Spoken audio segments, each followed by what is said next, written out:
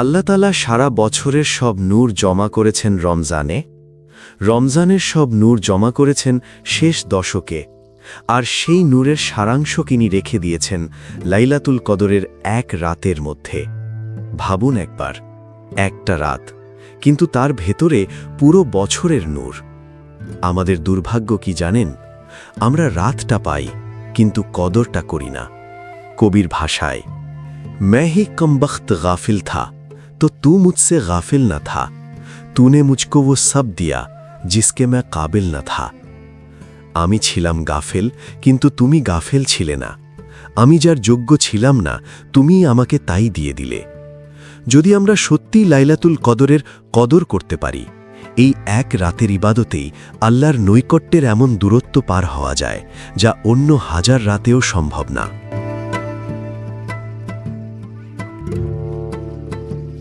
লাইলাতুল কদর কি? লাইলাতুল কদর অর্থ অত্যন্ত সম্মানিত ও মহিমান্বিত একটি রাত। কদর শব্দের আরও অর্থ রয়েছে ভাগ্য, পরিমাণ এবং তাকদীর নির্ধারণ করা। একটা সময় ছিল যখন পৃথিবীর আকাশে হিদায়তের তারা ছিল না, মানুষের হৃদয়ে আল্লাহর ভয় ছিল না, জুলুম ছিল শক্তির পরিচয়, আর গুনাহ ছিল জীবনের স্বাভাবিক রুটিন। ঠিক সেই ভয়ঙ্কর অন্ধকারের মাঝখানে আল্লাহ তাআলা হঠাৎ করে মানবজাতির দিকে রহমতের দৃষ্টি দিলেন। রমজানের এক রাতে তিনি কুরআন নাজিল করলেন। সেই রাত ছিল লাইলাতুল কদর। সেই রাতে আকাশ জুড়ে ছড়িয়ে পড়ল রহমতের মেঘ, হীরা গুহার দিকে নেমে এলো আল্লাহর করুণা, আর রহমাতুল্লিল আলামিন সাল্লাল্লাহু আলাইহি ওয়াসাল্লামের উপর নাজিল হল প্রথম ওহী, আল্লাহর কালাম, আল্লাহর বার্তা। সেই প্রথম আয়াতে আল্লাহ তাআলা মানুষকে ইলমের দিকে ডাকলেন, বললেন, ইকরা বিসমি রব্বিকাল্লাযী খালাক, পড়ো তোমার রবের নামে, যিনি সৃষ্টি করেছেন। সূরা আলাক, আয়াত 1। লাইলাতুল কদরের মর্যাদা। এটি এমন একটি মহিমান্বিত রাত, যে রাতে আল্লাহ সুবহানাহু ওয়া তাআলা পবিত্র কোরআন নাজিল করেছেন। আল্লাহ তাআলা বলেন, নিশ্চয়ই আমি এটি নাজিল করেছি এক বরকতময় রাতে। সূরা দুখান, আয়াত 3। এবং তিনি আরও বলেন, সে রাতে প্রত্যেক গুরুত্বপূর্ণ বিষয় নির্ধারিত হয়। সূরা দুখান, আয়াত 4। উপরোক্ত আয়াত দুটি থেকে বোঝা যায় কত বড় মর্যাদা ও মাহাত্ম্য লুকিয়ে আছে এই একটি রাতের মধ্যে। মানুষের পূর্ণ জীবন বিধান কোরআন নাজিল হয়েছিল এ রাতে, এবং এ রাতেই বান্দার জন্য আগামী এক বছরের বিভিন্ন বিষয় নির্ধারিত হয়।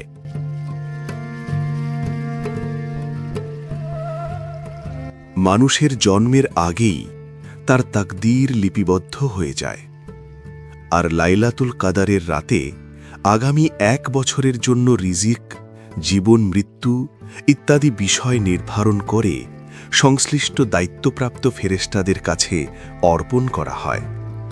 এই রাতের মর্যাদা ও গুরুত্ব বোঝানোর জন্য আল্লাহ তাআলা একটি পূর্ণ সূরা নাজিল করেছেন, সূরা কদর। আল্লাহ তাআলা বলেন, নিশ্চয়ই আমি কোরআন নাজিল করেছি লাইলাতুল কদরে, আর আপনাকে কিসে জানাবে লাইলাতুল কদর কি? লাইলাতুল কদর হাজার মাসের চেয়েও শ্রেষ্ঠ। সে রাতে ফেরেশতাগণ ও রূহ জিবরাইল আলাইহিস সালাম নাজিল হন তাদের রবের অনুমতিতে সকল নির্দেশ নিয়ে। শান্তিময় সে রাত ফজরের উদয় পর্যন্ত।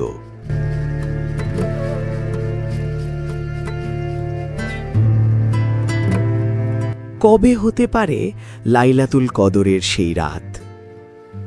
রমজানের শেষ দশক। এই সময়টাই যেন পুরো মাসের সারাংশ, আর এই সময়ের মধ্যেই লুকিয়ে আছে লাইলাতুল কদর। এটি রমজানের শেষ দশকের বিজোড় রাতগুলোতে হবার সম্ভাবনা সবচেয়ে বেশি। রাসূল সাল্লাল্লাহু আলাইহি ওয়াসাল্লাম বলেছেন, তোমরা রমজানের শেষ দশকের বিজোড় রাতগুলোতে লাইলাতুল কদর অনুসন্ধান করো। সহি বুখারি হাদিস 2017। কিছু বর্ণনায় ২৭তম রাত হওয়ার সম্ভাবনা বেশি বলা হয়েছে, তবে আল্লাহর ইচ্ছা অনুযায়ী এই রাত প্রতি বছর একই তারিখে নাও হতে পারে। এটি ২১, ২৩, ২৫, ২৭ বা ২৯ তারিখেও হতে পারে। তোমরা রমজানের শেষ দশকের বিজোড় রাতগুলোতে লাইলাতুল কদর অনুসন্ধান করো। সহি বুখারি হাদিস 2017। হাদিসের আলোকে সম্ভাব্য রাতসমূহ: ২৭তম রাত। উবাই ইবনে কাব রাদিয়াল্লাহু তাআলা আনহু বলেন, নবীজি লাইলাতুল কদরের জন্য রমজানের ২৭তম রাত নির্দেশ করেছেন। সহি মুসলিম হাদিস ৭৬২।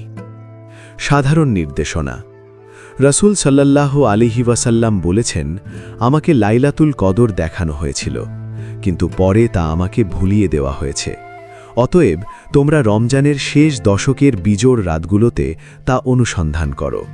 সহি বুখারি হাদিস 2023, সহি মুসলিম হাদিস 1167।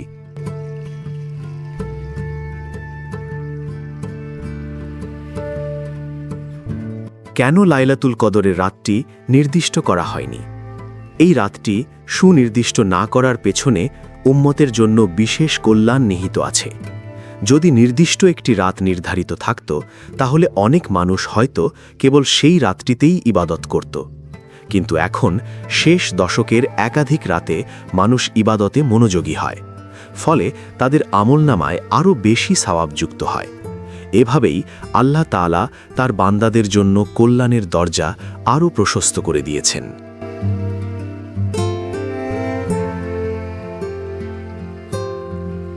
লাইলাতুল কদরের ইবাদতের মর্যাদা। লাইলাতুল কদর এমন একটি মহিমান্বিত রাত যার মর্যাদা 1000 মাসের চেয়েও বেশি, অর্থাৎ এ রাতের ইবাদতের মর্যাদা ৮৩ বছর ৪ মাসের চেয়েও বেশি সময়ের ইবাদতের সমান। আল্লাহ তাআলা বলেন, লাইলাতুল কদর 1000 মাসের চেয়ে উত্তম। সূরা কদর আয়াত ৩। মানুষের গড় আয়ু যেখানে ৬০ বা ৭০ বছর, সেখানে আল্লাহ তাআলা এমন একটি রাত দিয়েছেন যার এক রাতের ইবাদতই ৮৩ বছরেরও বেশি সময়ের ইবাদতের সমান সওয়াব এনে দিতে পারে। আল্লাহর রাসূল সাল্লাল্লাহু আলাইহি ওয়াসাল্লাম বলেছেন, যে ব্যক্তি ঈমান ও সওয়াবের আশায় লাইলাতুল কদরের নামাজে দাঁড়াবে, তার পূর্বের সব গুনাহ ক্ষমা করে দেওয়া হবে। সহি বুখারি হাদিস ১৯০১, সহি মুসলিম হাদিস ৭৬০। এই রাতের ইবাদতের মর্যাদা এত বেশি যে সম্মানিত ফেরেশতাগণও এ রাতে আল্লাহর অনুমতিতে পৃথিবীতে অবতরণ করেন। হাদিসে এসেছে, লাইলাতুল কদরের রাতে ফেরেশতারা এত সংখ্যায় অবতরণ করে যে তাদের সংখ্যা পাথরকুচির চেয়েও বেশি। মুসনাদে আহমদ হাদিস ১০,৭৩৫। যে ব্যক্তি ঈমান ও সওয়াবের আশায় লাইলাতুল কদরে নামাজে দাঁড়াবে, তার পূর্বের সব গুনাহ ক্ষমা করে দেওয়া হবে। সহি বুখারি হাদিস ১৯০১।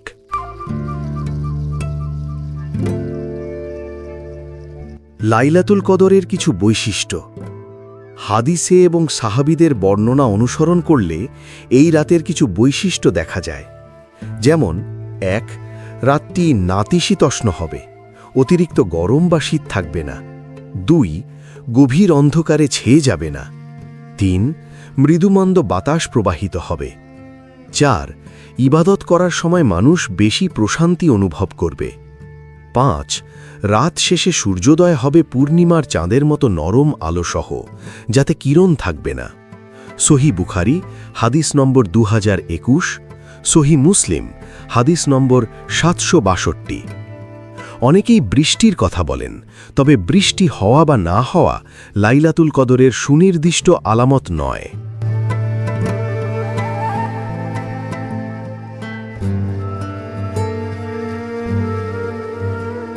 লাইলাতুল কদরের আমল ও দোয়া। এই রাতে নফল নামাজ, কোরআন তেলাওয়াত এবং বেশি বেশি ক্ষমা প্রার্থনা করা উচিত। আল্লাহর রাসূল সাল্লাল্লাহু আলাইহি ওয়াসাল্লাম লাইলাতুল কদরের জন্য একটি গুরুত্বপূর্ণ দোয়া শিখিয়ে দিয়েছেন। আল্লাহুম্মা ইন্নাকা আফুউন তুহিব্বুল আফওয়া ফাফু আন্নি। অর্থ, হে আল্লাহ, আপনি ক্ষমাশীল, ক্ষমা পছন্দ করেন, তাই আমাকে ক্ষমা করুন। সুনানে তিরমিজি হাদিস 3513 এবং মুসনাদে আহমদ হাদিস 25385। আমাদের প্রত্যেকের চেষ্টা করা উচিত যেন কোনোভাবেই এই রাতটি মিস না হয়ে যায়। যার যতটুকু সামর্থ্য আছে সে অনুযায়ী ইবাদত বৃদ্ধি করার চেষ্টা করতে হবে, কারণ আমরা কেউই জানি না আগামী বছর আমরা বেঁচে থাকব কিনা বা আবার এই মহিমান্বিত রাত পাওয়ার সৌভাগ্য হবে কিনা। হে আল্লাহ, আমাদের সবাইকে এই রাতে আমল করার তৌফিক দান করুন। আমিন।